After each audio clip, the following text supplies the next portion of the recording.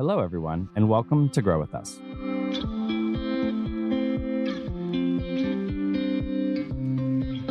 My name is Evan Barton, and I'm your host who helps create conversations with the innovators and leaders of a growing tech center in Tulsa, Oklahoma. The Grow With Us podcast highlights the work of community leaders, tech entrepreneurs, nonprofit professionals, and talent development advocates in Tulsa. Grow With Us is a podcast of In Tulsa. In Tulsa's mission is to connect talented individuals and companies to stimulate economic growth in Tulsa and to create more prosperous communities across the region. Each episode, Grow With Us discusses the growth of opportunities, the growth of communities striving for change, or the tech and innovation that is changing the landscape of Tulsa. On this episode of Grow With Us, we are in conversation with Luisa Krug, the Tulsa Global District's Executive Director.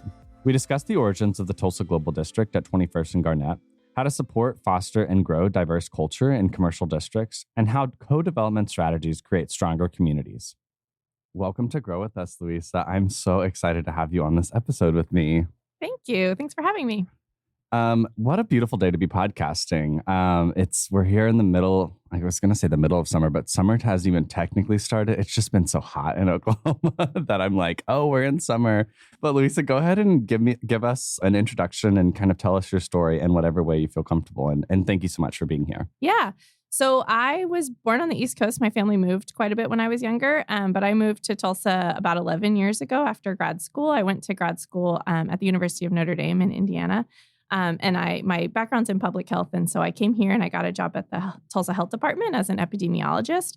And really, as I worked through just kind of understanding diseases in Tulsa County, the things that were the most interesting to me were really the idea of where you live having long-term impacts on your outcomes, like your life expectancy. And, I think a lot of people have talked before about the life expectancy disparities between North and South Tulsa. And so I just got really interested in that built environment concept. And so I transitioned to a job at the Tulsa Planning Office, working as a planner, and then was given the opportunity to work for the Destination Districts program, which really supports areas of Tulsa, commercial districts in Tulsa that have not necessarily lived up to their potential due to disinvestment over time. And so those places that are really historically and culturally significant to our city. So I did that for 2 years and then transitioned into the executive director of the Tulsa Global District. And that's how I'm here today. I love it. That's so cool. I didn't realize the epidemiology story or kind of like part of your background. That's something that I was really particularly interested in right around 18, 19 and wanted to explore more in college. Unfortunately, I thought that there was a medical or doctor way to get there, which there is, but I think there was a quicker route to maybe gauge that interest in me, and I went the way that weeded me out, unfortunately. But that is really interesting. I love the point you brought up along with that, kind of about how even within a large metro, there is this unfortunate disparity based on where you live, and going a little bit deeper into that, it can be kind of nature versus nurture and some of those things. And I think sometimes the dangerous part about that argument, at least with nature versus nurture, is that you can start to blame people for the product of their environment or for being the product of their environment.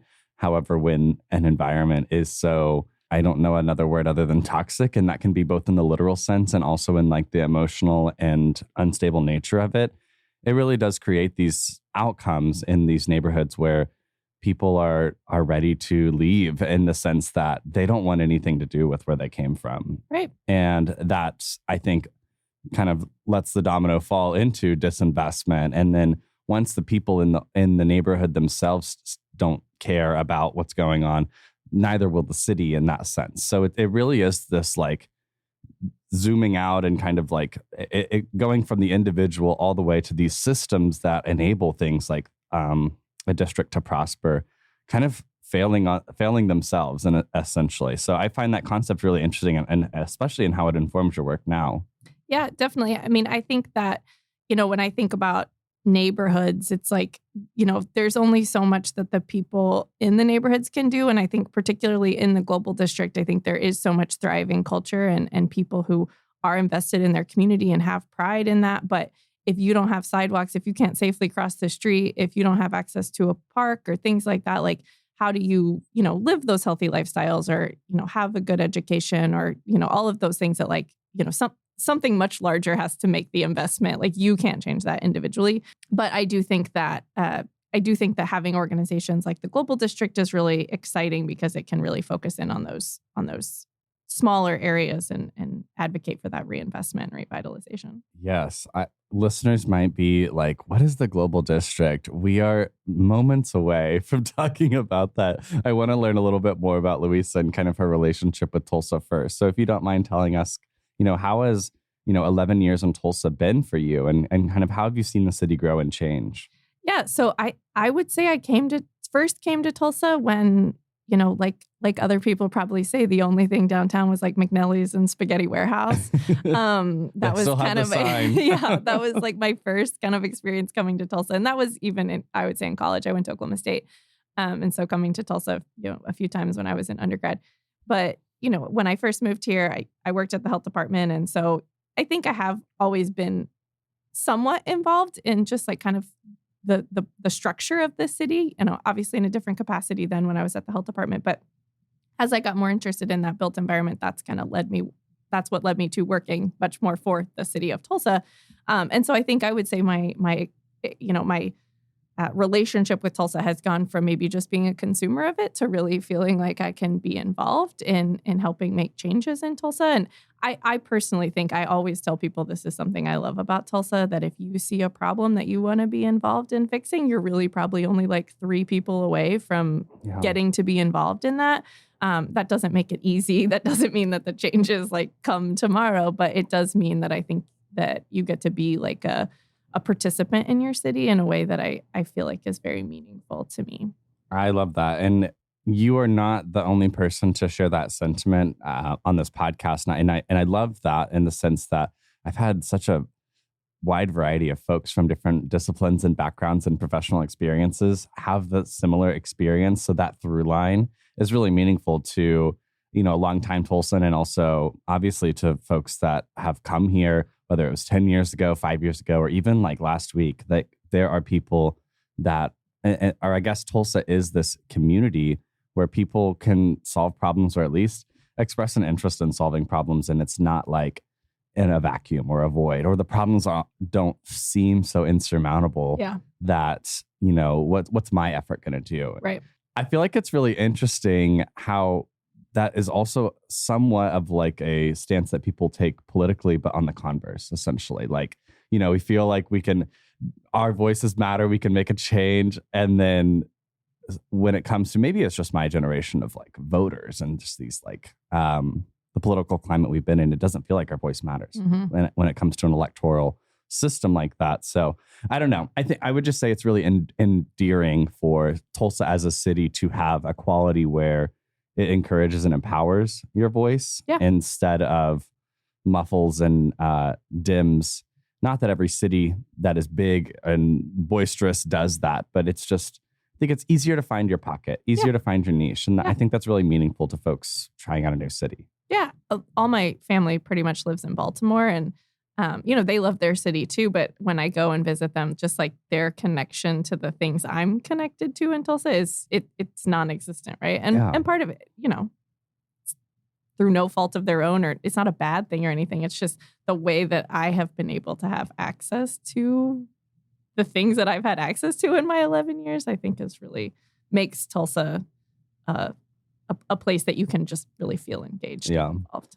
Keyword access, word that I feel very passionate about. I think changing who gets access and changing how access is granted. I mean, there's been so many things I feel like personally have been gatekept from people, whether it's sentiment or resources or, the list goes on. Definitely. And I want to be the person that, what's the opposite of like a bouncer? Yeah. I just want to let people in. The greeter, the Walmart greeter.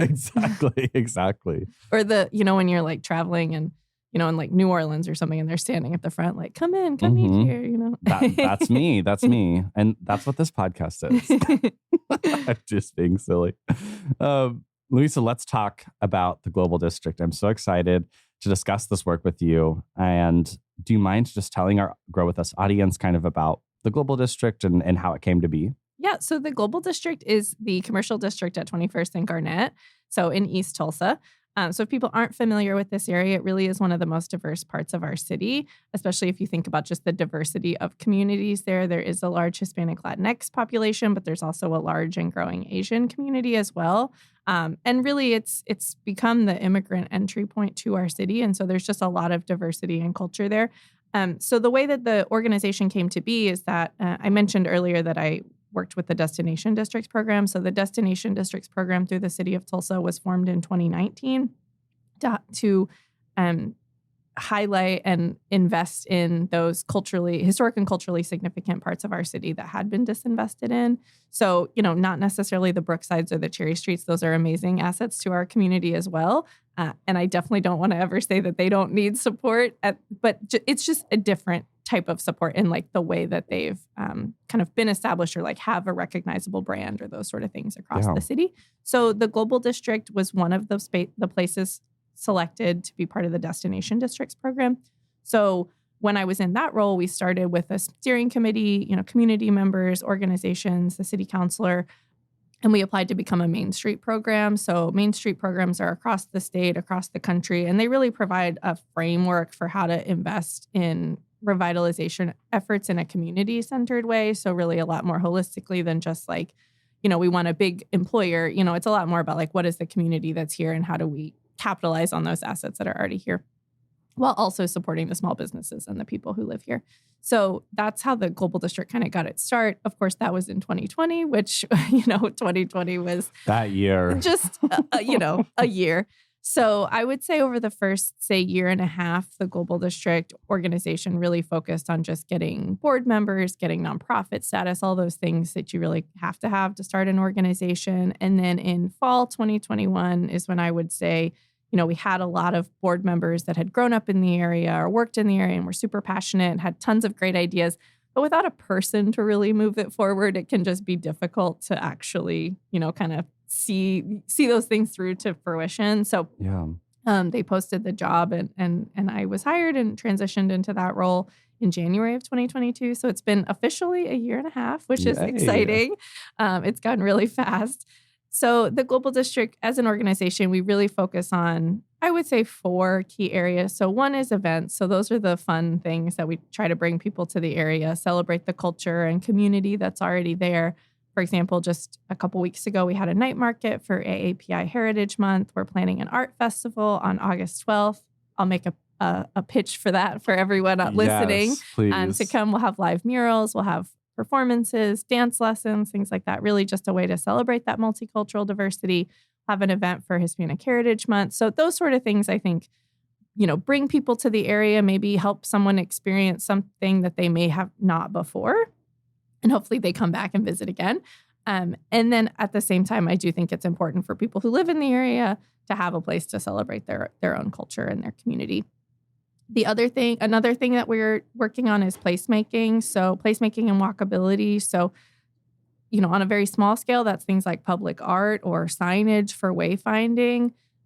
On a much larger scale, that's being an advocate to the city of Tulsa for investment in things like better crossings, better lighting, better sidewalks, those sort of things that take a long time, but really will have an impact on the way that the community feels and the way that they can experience their own community safely. It also has an impact on visitors coming because right now, if you come and go to Nam Hai, like I can almost guarantee that if you go to the Global District to shop at Nam Hai, you're only shopping at Nam Hai. Or if you go somewhere else, you're driving there, right? So because you don't necessarily feel safe to walk across the big parking lots, even though, Pancho Anaya is a 2-minute walk, right? Yeah. It's right across the street. So what are the things that we could invest in so that someone could say like, oh, I'm having a day here. I'm having a stroll. Exactly. Yeah. And I feel good and comfortable doing that. And that's a benefit for visitors, but it's also a benefit for the person who lives in the apartments behind Nam Hai, so that they can safely be in their community. We've also done some work with rental assistance. I think something that's really important to us is just preserving the community that's there and that authenticity. So, displacement is a concern across the city, across the country, honestly, across the world as things get more expensive. So, we know this is not like the last thing that we need to do, but we did a rental assistance program through the Affordable Housing Trust Fund where we gave out $150,000 to 65 households in the Global District in the fall of 2022, really to try to address rising costs of rents and stagnant wages and things like that. It was a pilot program. We'd like to expand it and continue it. We're just waiting on, being able to have additional funding to support the program. The last thing is really just supporting the small businesses. And so, building relationships with small businesses, helping connect them to the resources and programs that exist. I think you talked about access earlier. I think this is something that's really critical in the Global District because there is a language barrier with many of the business owners.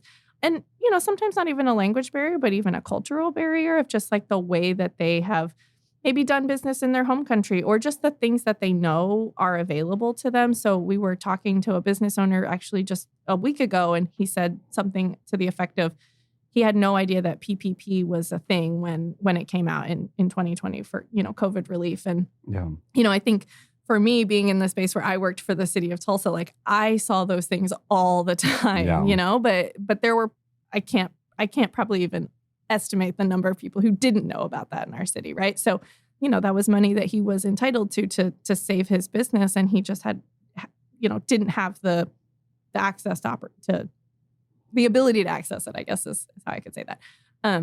His business is still there and that's wonderful, but what stress was he under that he maybe could have had somewhat alleviated?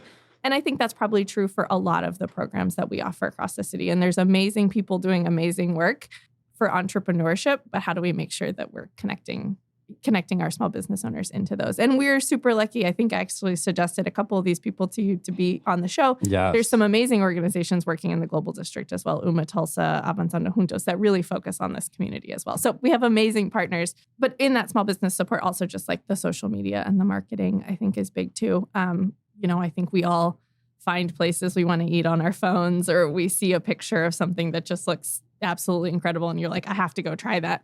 So how do we get those places in East Tulsa to have kind of that recognition? Oh my gosh, I love that. There's so many things I want to dive into. I just want to first start off at the top with saying that I so admire the work of what you're doing. Your one-person team, hopefully growing to two. I know you guys are hiring a small business specialist, so wanting to flag that for any folks listening, open to a new opportunity. Please stay tuned for some more information about that, maybe towards the end. But just amazing, absolutely amazing work. These four kind of areas that you hit on are so, so important. And I might say something about each one because I think that they're really meaningful to me. So the placemaking and walkability piece is something that I feel like us as Americans, or I guess me as an American, in kind of just the sentiment that I get from peers and such, is that it's something we take for granted in the sense that when you go to, or I guess maybe more so, it's something we don't even have to take for granted. That's maybe the better way to say it. Because when I go to, or when my friends go out of the country, or they go to these places that have walkability just already infused in their infrastructure, it's like, oh, we could walk for miles. And yeah, you can't walk in a lot of parts of Tulsa, you cannot walk. There's just not, like you said, a safe way to either access a sidewalk, or there's not even a sidewalk. Exactly. We're also talking about neighborhoods that don't even have sidewalks, where kids have schools within those neighborhoods. And the only reason that a neighborhood might have a sidewalk is for that reason alone. And so these other neighborhoods that don't have schools in them, no sidewalks, what does that say to the kids that live in one place and not to the other? So it's all this, like, I don't know if I would say subliminal messaging. It's kind of, I think it's just reactionary or something you've become accustomed to accept you don't have. And we don't have to force people to accept that anymore, I think, if we have the means to change it. And there are advocates like you that are there to create a new experience for folks, which is so, so meaningful. And also through your events. I think the night market, just in terms of like what I've heard from the reaction of folks, and also you telling me kind of how successful it was and how like they want us to do one next week almost, is so exciting. I don't know if that energy in that district and in that space can be matched except for an event like that, where, the community comes together, and it's not just one community. It's not just the two communities that reside there. It is this invitation to the city to experience what we have here. and also what's going to be built here. This is an energy that we're not just stopping by selling you, whatever we're selling you, whether it's groceries or fresh baked goods or art. We want to continue growing this entrepreneurial spirit and also showing people that come here and the people that live here that we care enough to invest in it ourselves. And that's what I really like, that kind of you're capitalizing on it, or at least allowing to flourish naturally. Rental assistance, so passionate about this as well, in the sense that like displacement is real. And I love the way you said it too. Kind of it's something that locally you can know people and know names. And then when you zoom out nationally or even statewide, you know numbers. And then it starts to, the numbers can get bigger and bigger, but every individual story matters and is meaningful. And for there to be something that to alleviate that issue, so impactful and so meaningful, we might want to talk, or I would love if you know ways to support the continuation of that program. We should totally talk about that and mention that. And then lastly, supporting small businesses. I love the way you talked about that too, in terms of like, there is this, we've been doing this podcast for almost 2 years now, crazy. And a lot of it has been on kind of this entrepreneurial like spirit in Tulsa. What is that entrepreneurial spirit? Who has the entrepreneurial spirit and what resources do they use? And I think it's so important to highlight that, in kind of reflection that is centered in one part of the town, even in the narrative of this podcast. And how can we bridge those two, or create kind of, like you said, that opportunity for folks in East Tulsa to understand what access they might have to stuff down here in downtown, whether it's, a weekly class or some type of like business support program, like an incubator or things like that, to where they're allowed to innovate within themselves and within their cities, which is the goal for those programs that to this day have existed in that form, but just with a wider audience and reaching the people that live here in a new way. So that was a long monologue of appreciation, but I just wanted to touch on all those things. Yeah. I mean, I think it's been like an amazing privilege to me to be able to be involved in these sort of things. And I often think of myself as I'm not an expert necessarily in all of these things, but to me, the idea of creating this community really has, or the idea of investing in this community really has long-term impacts on the outcomes that the kids in this neighborhood can have and the families in this neighborhood can have. And so I think that's kind of like maybe our guiding principle. The culture is there. The people are there. They're doing all of these things. So to me, if my role is, ordering tents and tables and getting a permit so that these things can happen, like that's what I can do, Exactly. And so I think it's finding those ways to support and to really just support the things that are already happening there. Yeah, I love that. That kind of leads to my next question, kind of what has really the reaction been to the presence of the Tulsa Global District as kind of this branding principle for this district? How has the community responded? Yeah, I mean, I definitely, like, to be completely transparent, community engagement is something we continuously need to do and to work on, just because, if you think about a small business owner, like how many things are they dealing with any day, especially this, like right now with like COVID in the past couple of years and stuff. Yeah. So, I think building those relationships is it's constant, right? I mean, it's not going in once, and that's why having the small business specialist will be amazing, because it can really be very continuous and deliberate with that. But in general, I would say the reaction has been positive. There's been a lot of kind of the reaction that we might assume of like, I mean, it's about time that we see more investment in this area, right? Which I think is a completely legitimate, the statement. So I would say in general, positive.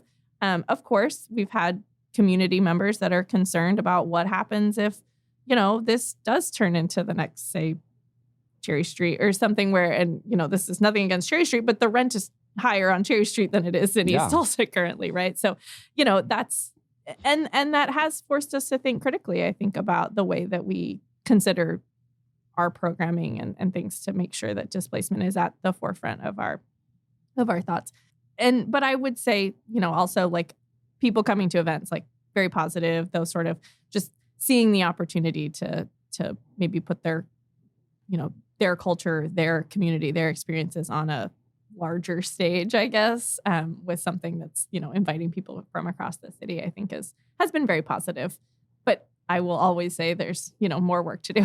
Of course. Yeah. And I think that, in this space, I feel like there's been times where me personally, the question or the feedback that you get from a community is essentially, in essence, or to the effect of, well, how are you going to address gentrification, or how are you going to solve gentrification?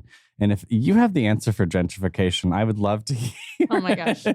If anyone had the answer, we'd be so rich. Exactly. So, but that's not to throw that back to the person asking a very valid and important question. It is, I think, just the reaction of, I'm so glad to know that there are people that know the effects that things have on a community, and they're saying to the people that are going to be making decisions that might impact that, are you thinking about this? And that is so important. So, and I think we have a very I don't know the right way to say this exactly, but I don't think that displacement has gone as far in East Tulsa as it has in other places. You hear about places like San Francisco or something, right? Yeah. We have an opportunity to consider this from the very beginning of our work and to see the things that have happened across the country and to learn from those things. I mean, actually, I got an opportunity to go to Miami a couple weeks ago, and a couple weeks before that to San Francisco, and to meet with amazing organizations in both of those places, Meta in San Francisco and the Alapata Collaborative in Miami. And just, the scale is, I mean, astronomically different, but seeing what they're thinking about now is making me think what can we be doing at this very moment to make sure that doesn't happen? Yeah, that we're not there in 10 years. Exactly. Yeah, that's so important. And we are just segueing right along. I love this. How thinking about the future, how are you guys thinking about the future? You guys. Yeah.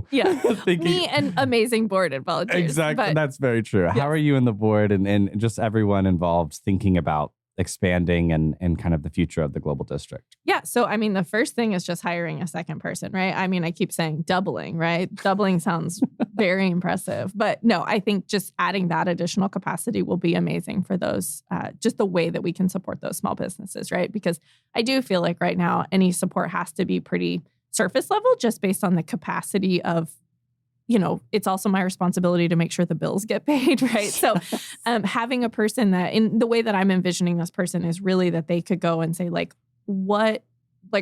here's a grant. How can, let's fill out the application, right? So very hands-on, one-on-one support and consultation. So I think that's a really exciting way to think about expanding our support for small businesses. I also think expanding, when it comes to events, just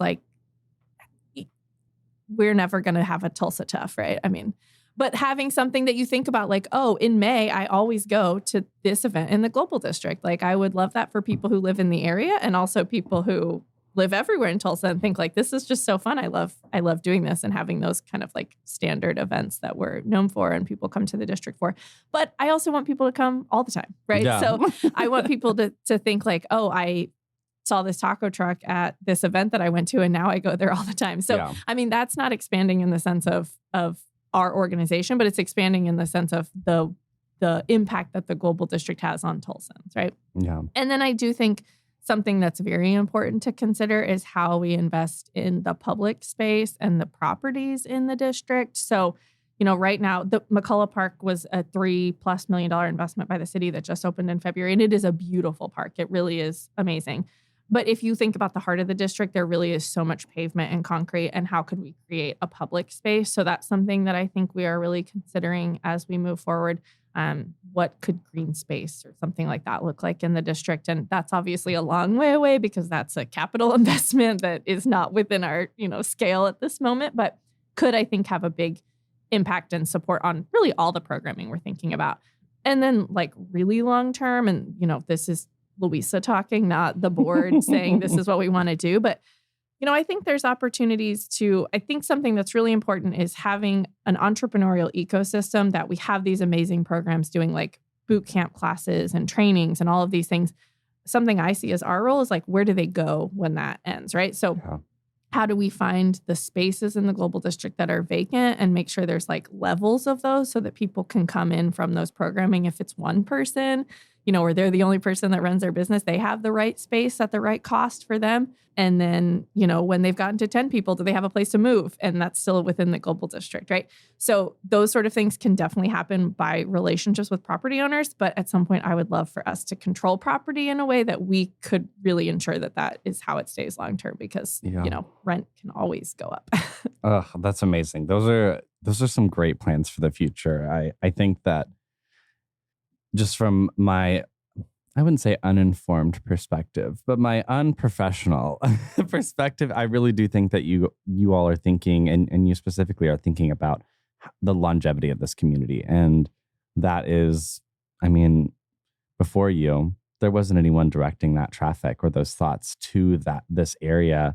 Along with the board, they might have all been thinking about it, but not been able to actualize it. And that's the difference. Exactly. And I think that's such a huge thing, because I think that, there are hundreds of people in that area that have thought, man, we really need a crosswalk here. Man, I really wish that, I had a space for my small business or whatever. So I don't think that we are, revolutionarily coming up with something new, but I do think having a person, hopefully soon 2 people, and in the future more than 2 people, whose job is to focus on this all the time, really can take that weight off of people who have 100 other things to think about. Yeah, who are running those businesses. Exactly. Yeah. I really especially enjoy and want to maybe think about this with you after this and kind of a continued conversation kind of about what the levels of the property ownership and how that can be accessible for, like you said, the small business owners in a tiered format. I think that's such an important idea for anyone, because I think that there is this, if we're talking about entrepreneurship and we're talking about wanting to support it in Tulsa, I think that there are so many mental barriers that can dissuade someone with a good idea to stop and to pause and to second guess. And things like logistics, things like what's actually tangible and practical. I think the first one is space and where to operate. And I think that remote work has kind of helped us realize that, lots of things can happen in lots of different places. However, if it's something like doing your art, or if it's something like doing a podcast, or something like having a studio, these are such important physical spaces to interact with that aren't conducive to the home. Yeah. I personally, it's good to get out of your house every once in a while, and I'm guilty of not doing that sometimes. Being in community with each other. Creating that. It's so. My brain is tingling in the best way. So I love this. I think my last question is a bit of a doozy / I don't know, maybe just rereading. I'm so curious how you might answer this. So, how have you deployed co-development strategies in tandem with the existing nonprofits, businesses, and organizations in the global district? And I can continue to add context if it helps, but I think maybe I'll just ground us in what I imagine co-development is. And I'm going straight to the Google definition of it, because I do think that it's something that might not be, I'm sure it's context clued together, but what I mean specifically is the process of developing something new together with one or more people or organizations. Co-development is a trend of thought and development strategy and development studies, which considers migrants to a developing factor for their countries of origin. So kind of this idea that it's not, come to America and, build something with us the American way or whatever. Mm-hmm. It's bring your community, bring everything that makes your experience and a part of you to create again, or create anew and with other people in this blend. So I don't know, that I think that might tee us up. Well, I think I could have talked for this whole time just about our amazing partners, because we literally could not do anything without them, if you think about me being a single person, right? So, I'll just talk a little bit about our partners and maybe some of the amazing things they're doing. So we do actually have a little cohort of people. It's us, Tulsa. They do a lot with mental health, physical health, but also they run the Hispanic Small Business Association. There's Avanzando Juntos. They're doing a lot with access to capital for small businesses. El Centro, they're a workers center. La Cosecha, they do food distribution and other, access to social services resources for that. I'm forgetting a couple, but just the new YMCA at East Central, a group that does advocacy with parents in schools. So I think all of us are very small organizations. And so individually, we can only tackle the smallest part of the large problem. But I do think that together, we can all bring our expertise and try to address issues in a much more holistic way than we could if one organization was trying to do all of it, right? Because when one organization is trying to do all of it, you're probably gonna have similar viewpoints in the people that you've hired, right? So I think it's really cool that everybody in these organizations comes from their own background, their own community, and brings it together of like how we can work together and solve things that are within our own expertise. I think all of the women it's women who lead all of these organizations that I just mentioned. Yes. And, I think we're just have been amazing collaborators for each other to really build an ecosystem.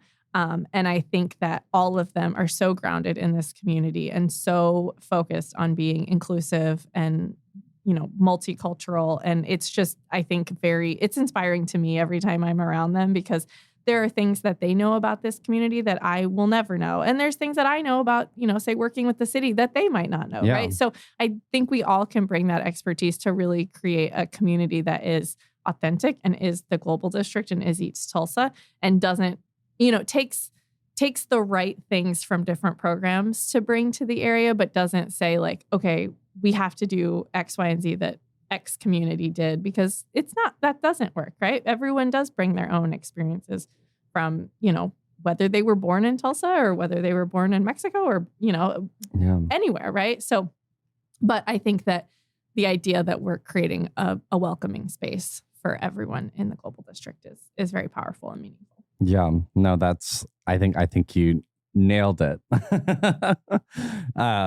Mostly because I think you're exactly right in the sense that everyone gets the access to build, access and opportunity to build with respect to their own experience. And I think that really touches on what co-development means and also how you're doing it and how it's been done in the Tulsa Global District, which is awesome. So this has been such a very thrilling conversation for me. I've loved learning more kind of about not only what has been done, what's going to be done in the Global District, and also just there's so many things to look forward to in terms of your programming, and also like what the folks in that area can look forward to in terms of what you guys hope to provide, whether it's continued small business assistance in like rental program or rent assistance, all of those things that I think are so impactful to the individual lives of people in that community, which is so, so important. So I just want to commend you again. Thank you so much for all the work that you do. And thank you for sharing it with our Grow With Us audience. Yeah, well, thank you for having me and helping us, tell this story, the story of our very small organization. Yeah, we have an amazing group of people, I think, working on this as well. So I love it.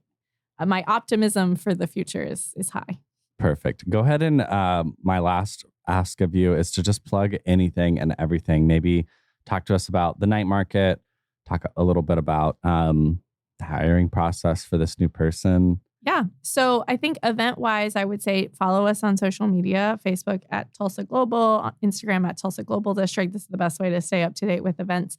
We are generally going to try to have 3 to 4 like larger events per year. So our next one will be August 12th at 1801 South Garnett Road. It'll be an art festival. We're calling it Illuminate Art Festival, Tracing Our Roots. So the idea is to have live murals telling the stories of East Tulsa through art. So that's the next event coming up. Then on September 16th, we'll have an event for Hispanic Heritage Month. But in between, we're trying to start having smaller events. So for example, a week ago, we had our first food tour. So where we visited 3 restaurants in the Global District. You got a little plate at each. So things like that will be on our social media. As far as hiring for someone, Hopefully by the time this comes out, we found somebody. But no, we are looking for someone who really has that background in business support and business engagement, and also has a passion and a heart for East Tulsa and immigrant communities and communities of color. So that opportunity is available right now on LinkedIn, Indeed. You can also find it on our social media, the links to those sort of things. I think just visit the Global District. If you're listening to this and you haven't spent much time at 21st and Garnett, I would say you're missing out. Some great food options. Again, social media, we try to highlight different things, but anyone's always welcome to reach out to me and say, where's your favorite place to go? We have a list of restaurants on our website as well, globaldistrict.org. But yeah, I mean, businesses in the area, they're hanging on, but that doesn't mean they don't need more customers, right? So there's varying levels of thriving that, people can get to, right? Just because they're doing well now doesn't mean they can't be doing better. So yeah, visit these places. I think you'd probably be surprised by the things you can see in the Global District that you may not know about. There's like people who make piñatas and stuff like that. It's, fun. So I love it. Thank you so much, Luisa, for being on this episode. I really appreciate it. Thank you for having me. Thank you for listening to this episode of Grow With Us. Grow With Us is supported by In Tulsa Initiatives. If you are interested in learning more about In Tulsa services for job placement and workforce initiatives, please visit talent.intulsa.com. From there, you can join our talent network where you'll get access to our newsletter, and our talent team will make sure we put the right opportunities on your radar. We put the choice to pursue a new career and opportunities in your hands. Be sure to subscribe on Apple Podcasts and Spotify to be notified when more episodes of Grow With Us are released. Let us know what you think about how we're doing by rating and reviewing. It really helps. Grow With Us is edited and engineered by Rant9 Productions and Jesse Ulrich. This has been Grow With Us.